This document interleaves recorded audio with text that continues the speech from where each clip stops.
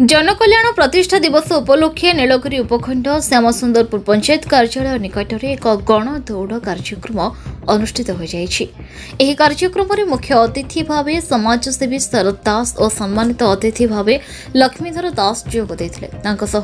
चित्तरंजन विश्वाल नेतृत्व में सुकाम दास मंच परिचालना करते। तत्सहित श्यामसुंदरपुर पंचायत युवक समाज सिंह, ज्ञानरंजन बारिक, मुनचंद्र बेहरा, अजय सिंह, नागा सिंह, सूर्य महंती, करुणाकर मल्लिक, नारायण सिंह, खज बारिक, शरत बांगुरु आदि 200 ऊर्ध्व युवक यह गणदौड़ भाग नहीं। गणदौड़टी श्यामसुंदरपुर पंचायत निकटर पंचलिंगेश्वर छक पर्यंत होता।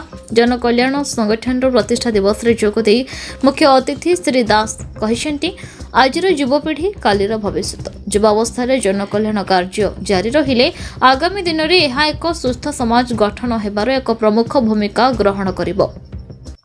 आपण माने गोटे बड़ पदक्षेप नहीं समाज सेवा करबा हमर उद्देश्य।